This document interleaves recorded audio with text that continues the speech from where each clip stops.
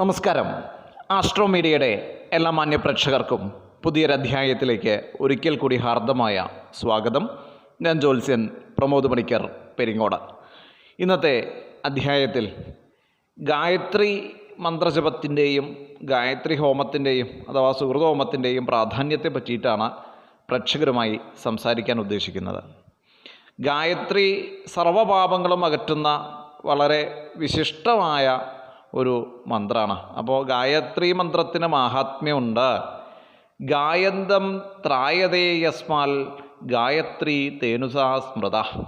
ഗായന്തം എന്ന് പറയുമ്പോൾ ഗാനം ചെയ്യുന്നവനെ രക്ഷിക്കുന്നത്. ഗായന്തം ത്രായതേ യസ്മാൽ ഗായത്രി തേനുസാ സ്മൃത. അത് സ്മൃതിയിൽ പറഞ്ഞിട്ടുള്ളതാണ്. ഗാനം എന്ന പദത്തിന് പാട്ട് എന്നർത്ഥമുണ്ട്, അഥവാ ജപം. അപ്പോൾ മന്ത്രം ജപിക്കുക ചെയ്യുക, മന്ത്രം പാട്ടുപോലെ ചൊല്ലുകയല്ല. ഇന്ന് കേൾക്കുന്ന ഗായത്രി മന്ത്രങ്ങൾ പലതും അത് കൃത്യമായിട്ടുള്ള ഒരു ജപത്തിൻ്റെ അവസ്ഥയിലല്ല എന്ന് പലപ്പോഴും തോന്നിയിട്ടുണ്ട്. പാട്ട് പോലെയൊക്കെ പറഞ്ഞത് കേൾക്കാം. അപ്പോൾ അങ്ങനെയല്ല, അതിനൊരു ഛന്ദസ്സുണ്ട്, ഒരു ഹൃഷിയുണ്ട്. അതൊക്കെ മനസ്സിലാക്കിയിട്ട് ഒരു വർണ്ണമുണ്ട്. അതൊക്കെ നമ്മളിതിൽ പറയണുണ്ട് കേട്ടോ. അതൊക്കെ മനസ്സിലാക്കിയിട്ട് വേണം ഗായത്രി മന്ത്രം ജപിക്കാൻ. അതായത് ഈ ഗായത്രിയുടെ മഹത്വം, ഗായത്രി മന്ത്രത്തിൻ്റെ മഹത്വം ഈ ലോകത്തിന് കാട്ടിക്കൊടുത്തത് രാജർഷിയായിരുന്ന വിശ്വാമിത്രരാണ് എന്നാണ് പറയപ്പെടുന്നത്.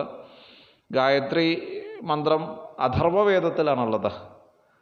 ഗരുഡപുരാണത്തിൽ നോക്കിയാലും ഗായത്രി മന്ത്രത്തിൻ്റെ പ്രാധാന്യം വളരെ വ്യക്തമായിട്ട് മനസ്സിലാവും. അഥർവവേദത്തിലെ ബ്രാഹ്മണമായ ഗോപദ ബ്രാഹ്മണത്തിലാണ്, അതായത് 31 മുതൽ 38 വരെയുള്ള ഖണ്ഡങ്ങൾ ഗായത്രി ഉപനിഷത്ത് എന്ന പേരിലും അറിയപ്പെടുന്നുണ്ട്. അത് അഥർവവേദം വായിച്ചാൽ മനസ്സിലാവും. അഥർവവേദത്തിലാണ് ഈ മന്ത്രം ഉള്ളത്. അതിൽ ബ്രാഹ്മണങ്ങളെന്നാണ് പറയുക. അതിൽ ഗോപദ ബ്രാഹ്മണത്തിൻ്റെ 31 മുതൽ 38 വരെയുള്ള ഖണ്ഡങ്ങൾ മുഴുവൻ ഗായത്രി മഹാത്മ്യത്തെ പറ്റിയിട്ട് പറയുന്നുണ്ട്. ഗരുഡപുരാണത്തിലും ഈ ഒരു വിഷയം പ്രതിപാദിച്ചിട്ടുണ്ടെന്ന് ഞാൻ പറഞ്ഞു. അതേപോലെ ഗായത്രി മന്ത്രത്തിന് 24 അക്ഷരങ്ങളാണുള്ളത്. 24 ഗായത്രികളുണ്ട്. വളരെ പ്രധാനപ്പെട്ട 24, എല്ലാ ദേവന്മാർക്കും ഗായത്രി ഉണ്ട്. അതിൽ 24 ഗായത്രി വളരെയധികം പ്രാധാന്യമുള്ളതാണ്. ഗായത്രിയുടെ ഈ രഹസ്യം ഈ ഗായത്രി ഉപനിഷത്തിൽ പ്രസ്താവിച്ചിരിക്കുന്നത് മൈത്രേയനും മുദ്ഗലനും തമ്മിലുള്ള സംവാദ രൂപത്തിലാണ്. അത് അവർ തമ്മിൽ ചോദ്യോത്തരം പറയുന്ന രൂപത്തിലാണ് ഗായത്രി ഉപനിഷത്തിൽ ഇതിൻ്റെ പ്രാധാന്യത്തെ പറ്റിയിട്ട് അവർ സംസാരിക്കുന്നത്. ഗയം എന്നാൽ പ്രാണൻ. ഇതിൽ പല കാര്യങ്ങളും നമ്മൾ മനസ്സിലാക്കേണ്ടത്. ഗായത്രി എന്ന് പറഞ്ഞാൽ എന്താണെന്ന് ആദ്യം മനസ്സിലാക്കണം. ഗയം എന്ന് പറഞ്ഞാൽ പ്രാണൻ, ത്രി എന്ന് പറഞ്ഞാൽ രക്ഷിക്കുന്നത് എന്നർത്ഥം. നേരത്തെ നമ്മൾ പറഞ്ഞു ഗാനം ചെയ്യുന്നവനെ രക്ഷിക്കുന്നത് എന്നുള്ളത് വേറൊരു അർത്ഥത്തിൽ നമ്മൾ പറഞ്ഞു. അതായത് ഈ മന്ത്രം ജപിച്ച ആളുകൾക്കൊന്നും കഷ്ടം ഉണ്ടാവില്ല എന്നുള്ളത് അതിൽ നിന്ന് നമ്മൾ മനസ്സിലാക്കണം. അപ്പോൾ ഗയം എന്നാൽ പ്രാണനെന്നും ത്രി എന്നാൽ രക്ഷിക്കുന്നു. അപ്പോൾ നമ്മുടെ പ്രാണരക്ഷാർത്ഥം നമ്മൾ ചെയ്യുന്നത് ഗായത്രി മന്ത്രം ജപിച്ചാൽ നമ്മുടെ പ്രാണനെ രക്ഷിക്കും.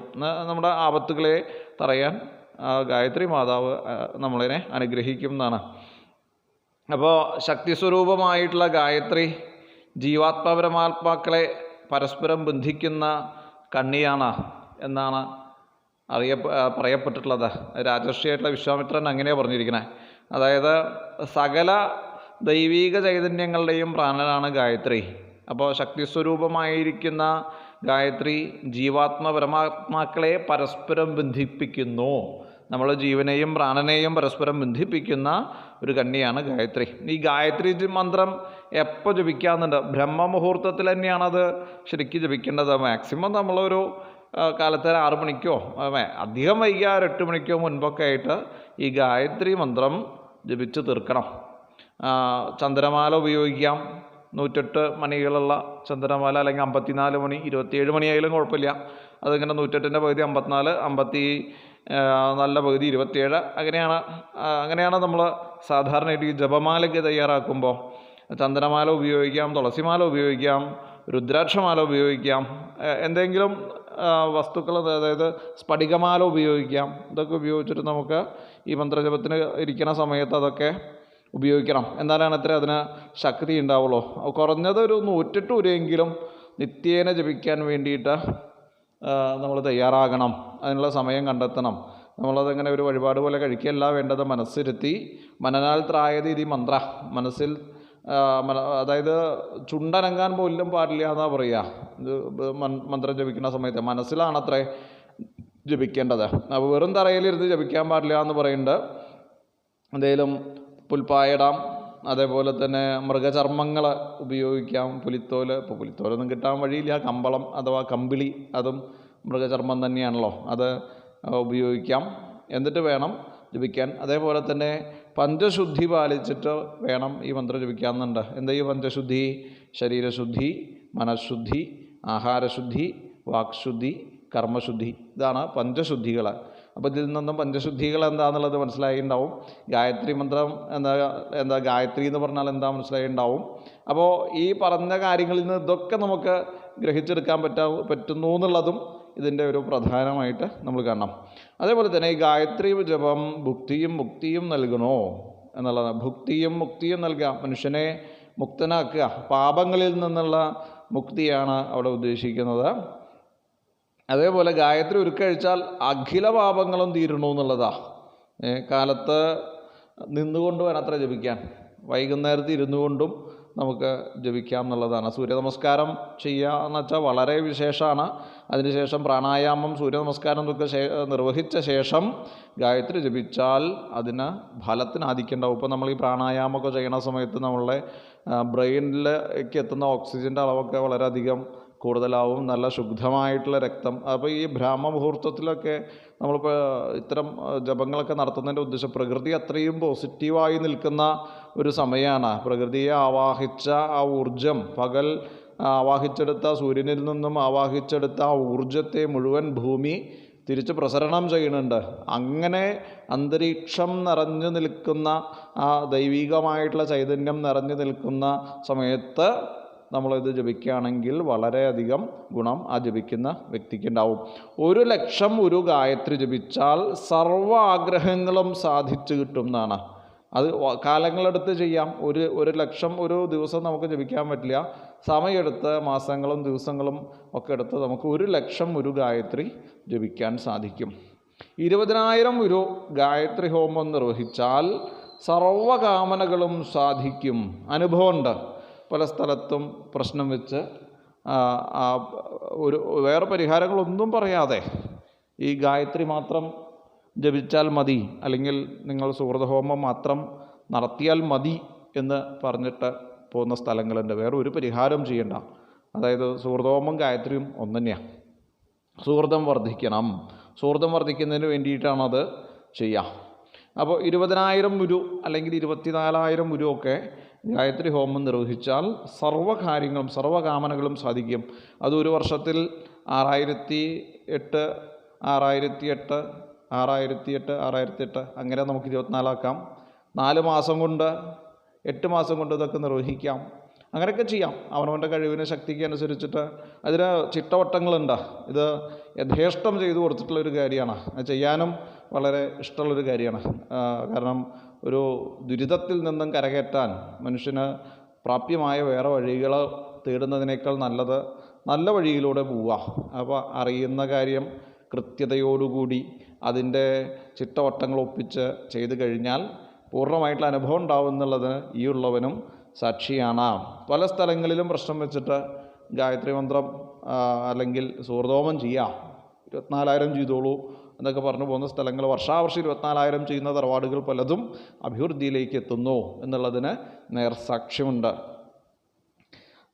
ഗായത്രി എന്നുള്ളത് ഗായത്രി ദേവിയെ രക്തവർണ്ണത്തിലും, സാവിത്രി ദേവിയെ വെളുത്ത വർണ്ണത്തിലും, സരസ്വതി ദേവിയെ കറുത്ത വർണ്ണത്തിലും മനസ്സിൽ ധ്യാനിച്ച് ജപിക്കാം. ഈ ഗായത്രി മന്ത്രം ജപിക്കാം. അത് ഗായത്രി, സാവിത്രി, സരസ്വതി, ഇത് വളരെ 3 ദേവികളാണ്.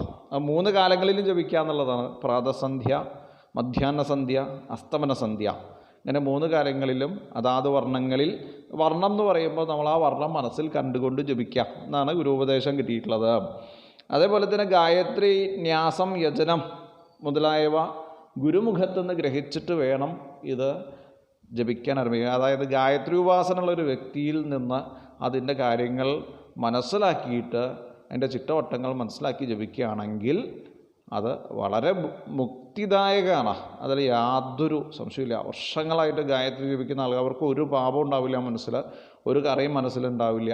അവർ ഉപദേശം തരാൻ തയ്യാറായിട്ടുള്ള ആളുകളെ കണ്ടെത്തി അവരിൽ നിന്ന് ഉപദേശം സ്വീകരിച്ച് ജപിക്കുകയാണ് വെച്ചാൽ അതിൻ്റെ ന്യാസം, യജനം, അതെന്താ യജനം എന്താ ന്യാസം എന്നൊക്കെ ഗുരുമുഖത്തുനിന്ന് മനസ്സിലാക്കുക. എന്താ യജനം എന്താ ന്യാസം, അത് ഇവിടെ ഇങ്ങനെ പറയേണ്ട ഒരു കാര്യമില്ല. അങ്ങനെ പറഞ്ഞാൽ മനസ്സിലാവില്ല എന്നുള്ളത് കൊണ്ടാണ് കേട്ടോ. അപ്പോൾ ഈ 3 സന്ധികളിൽ ജപിക്കാമെന്ന് പറഞ്ഞു. ഞാൻ പ്രാതസന്ധ്യ, മധ്യാഹ്ന സന്ധ്യ, അസ്തമന സന്ധ്യ എന്ന് പറഞ്ഞു. ഈ 3 സന്ധികളിലും ഗായത്രി മന്ത്രം കൃത്യമായി ജപിച്ചു കഴിഞ്ഞാൽ ബ്രഹ്മലോകപ്രാപ്തി ഉണ്ടാവും എന്നുള്ളത് ഗരുഡപുരാണത്തിൽ വളരെ വ്യക്തമായിട്ട് രേഖപ്പെടുത്തിയിട്ടുണ്ട്. ഇപ്പോൾ നിങ്ങൾ ഗരുഡപുരാണമൊക്കെ വായിക്കുന്ന മനസ്സിലാക്കിയിട്ടുള്ള ആൾക്കാരാണെങ്കിൽ അതിൽ ഈ ഗായത്രി മഹാത്മ്യത്തിനെ പറ്റിയിട്ട് വളരെ വിശദമായിട്ട് പറയുന്നുണ്ട്. അപ്പോൾ അതിൽ 3 സന്ധ്യയ്ക്കും ഗായത്രി ജപിക്കുന്നവൻ ബ്രഹ്മലോകത്തിന് പ്രാപ്തി കൈവരും, ബ്രഹ്മലോകപ്രാപ്തി കൈവരുമെന്ന് ഗരുഡപുരാണത്തിൽ എഴുതപ്പെട്ടിട്ടുണ്ട്, അല്ലെങ്കിൽ പറയപ്പെട്ടിട്ടുണ്ട്. 100 ഉരു ജപിക്കുക, ഗായത്രി മന്ത്രം 100 ഉരു ജപിക്കുക നിത്യേനെ. അങ്ങനെ ആ ജപത്തോടു കൂടിയിട്ട് തീർത്ഥം തുളസിയിട്ട് ആ തീർത്ഥത്തിൽ ഗായത്രി 100 ഉരു ജപിച്ച് ആ ജലം നിത്യം സേവിച്ചാൽ സകല രോഗങ്ങളിൽ നിന്നും മുക്തി കിട്ടുന്ന, രോഗം ഉണ്ടാവാതിരിക്കാൻ നല്ലതാണ് ഗായത്രി ജപം എന്ന് മനസ്സിലായി കണ്ടോ. അപ്പോൾ രോഗം എന്ന് പറയുന്നത് എങ്ങനെയാണ് വരിക? ജന്മാന്തരകൃതം പാപം വ്യാധിരൂപേണ ജായതേ. ജന്മാന്തരകൃതമായ പാപകർമ്മങ്ങൾ രോഗമായിട്ട് ജനിക്കണോ. അപ്പോൾ ഈ പാപം തീർന്നാൽ രോഗം വരില്ല. അപ്പോൾ അതായിരിക്കും അവിടെ ആചാര്യൻ ഉദ്ദേശിച്ചിട്ടുണ്ടാവും. അത് അനുഭവസ്ഥന്മാർ ധാരാളം ഉണ്ട്. നിത്യേന ഗായത്രി 100 ഉരു അല്ലെങ്കിൽ 108 ഉരു ജപിച്ച് ആ ജലം സേവിക്കുക, ആ ജലത്തിൽ കുളിക്കുക, അങ്ങനെയുള്ള പല ആളുകളെ ഇന്നും എനിക്കറിയാം. ഇത് അനുഭവത്തിൻ്റെ വെളിച്ചത്തിലാണ് ഇങ്ങനെ ഒരു ടോക്ക് നിങ്ങളോട് നടത്താൻ തന്നെ കാരണം. ഒരുപാട് ആളുകളുമായിട്ട് അത് നിത്യം ചെയ്യുന്ന ആളുകളായിട്ട് സംവദിച്ച് ആ ഒരു അനുഭവത്തിൻ്റെ വെളിച്ചത്തിലും അവനവൻ്റെ അനുഭവത്തിൻ്റെ വെളിച്ചത്തിലാണ് നിങ്ങളോടത് പറയണത്. അതുപോലെ ചുരുക്കം ചില ഗായത്രികളെന്ന് പറഞ്ഞാൽ സൂര്യഗായത്രി, ചന്ദ്രഗായത്രി, അഗ്നിഗായത്രി, വരുണഗായത്രി, ലക്ഷ്മി ഗായത്രി, കാമഗായത്രി, ഇതൊക്കെ ഇഷ്ടാനുസരണം എല്ലാവർക്കും ജപിക്കാവുന്നതാണ്. 24 ഗായത്രി ഉണ്ട് പറഞ്ഞു. എല്ലാ ദേവതകൾക്കും ഗായത്രി ഉണ്ട്. അപ്പോൾ അതാത് ദേവതകളെ പ്രാർത്ഥിച്ചിട്ട് ഗായത്രി മന്ത്രം ചൊല്ലി, അതാത് ദേവതകളെ ഗായത്രി മന്ത്രം ചൊല്ലി അവർക്ക് ഹോമം നടത്തിയാൽ അതാത് ദേവതകൾ പ്രസാദിക്കാൻ നല്ലതാണ്. അതേപോലെ തന്നെ നിത്യേന ഗായത്രി ഹോമം 108 800 ആകുതികൾ ചെയ്യാം, അല്ലെങ്കിൽ 1008 ആവാം. 1008 ആയാലും സഹസ്രാവർത്തി ചെയ്യാം. സഹസ്രാവർത്തി ചെയ്തു കഴിഞ്ഞാൽ സകല സിദ്ധികളും അവനവന് സഹായത്വമാകുന്നതാണ്. എന്തൊക്കെയാണോ അവനവൻ ആഗ്രഹിക്കാൻ ഉദ്ദേശിക്കുന്നത് ആ സിദ്ധികളൊക്കെ ആ വ്യക്തിക്ക് കിട്ടും. സകല ദോഷങ്ങളിൽ നിന്നും അത് നമ്മളതിനെ സംരക്ഷിക്കണമെന്നുള്ളതാണ്. അപ്പോൾ സംരക്ഷണത്തിനാണ് ഗായത്രി നമ്മളെ സഹായിക്കുന്നത്. അപ്പോൾ സർവ്വസംരക്ഷണവും ദേവി നമുക്ക് തരുന്നുണ്ട് എന്നുള്ളതെന്ന് നമ്മൾ മനസ്സിലാക്കിയെടുക്കണം. സകല ദോഷങ്ങളിൽ നിന്നും ആപത്തുകളിൽ നിന്നൊക്കെ നമ്മളിതിനെ രക്ഷിക്കുന്നു. സകല പാപങ്ങളും തീരാൻ 1008 ഉരു ഒഴുകുന്ന ജലത്തിൽ നിന്ന് ജപിക്കാം. അത് വളരെ നല്ലതാണ്. സകല ദോഷങ്ങളും, ഇപ്പോൾ തറവാട് ക്ഷയിച്ചു പോവുകയാണ്, ആ തറവാട്ടിലേക്ക് കറന്നവരെ ഒഴുകുന്ന ജലത്തിൽ അവനവന് പറ്റുന്നതാണെങ്കിൽ മാത്രമേ ചെയ്യാവൂ. ഒഴുകുന്ന ജലത്തിൽ പോയിട്ട് അതിൻ്റെ കൂടെ ഒഴുകി പോകാൻ പാടില്ല. അപ്പോൾ ഒഴുകുന്ന ജലത്തിൽ നിന്ന് 1008 ഉരു ജപിച്ചു കഴിഞ്ഞാൽ സകല പാപങ്ങളും തീരും നിത്യേന. അതേപോലെ തന്നെ ത്രികാലസിദ്ധി ഉണ്ടാവും, ത്രികാലജ്ഞാനം ഉണ്ടാവും എന്നാണ് പറയുക. ത്രികാലജ്ഞാനം എന്ന് പറയുമ്പോൾ ഭൂതേജ വർത്തമാനേജ സമയേജ ഭവിഷ്യ, ഭൂതം ഭാവി വർത്തമാനാദികളിൽ ഉണ്ടാകുന്ന അനുഭവങ്ങളെ നേരത്തെ കൂട്ടി അറിയാനൊക്കെ ഈ കൂട്ടർക്ക് സാധിക്കുന്നുണ്ട്. എൻ്റെ നാട്ടിൽ അങ്ങനെ ഒരു അദ്ദേഹം ഉണ്ടായിരുന്നു. അദ്ദേഹം ഈ ദുരിതങ്ങൾ തീർത്ത ഈ കർമ്മവിഭാഗം പോലെയുള്ള ക്രിയകൾ ചെയ്ത് ആ ദുരിതങ്ങൾ തീർത്ത സ്വർണ്ണമാണെങ്കിലും വെള്ളിയാണെങ്കിലും മറ്റു രൂപങ്ങളാണെങ്കിലും അദ്ദേഹത്തിനായിരുന്നു അത് ദാനം ചെയ്തിരുന്നത്. അദ്ദേഹം അത് സന്തോഷത്തോടെ തന്നെയാണ് വാങ്ങിയിരുന്നത്. കാരണം അദ്ദേഹത്തിന് ഗായത്രിയുടെ ഉപാസന ഉണ്ടായിരുന്നു. ആ ഗായത്രി ഉപാസന ഉള്ളതുകൊണ്ട് ഈ ദുരിതം ആ വ്യക്തിയെ ബാധിക്കില്ല. ഉത്തമ ബ്രാഹ്മണനായിരുന്നു അദ്ദേഹം ഇന്നില്ല.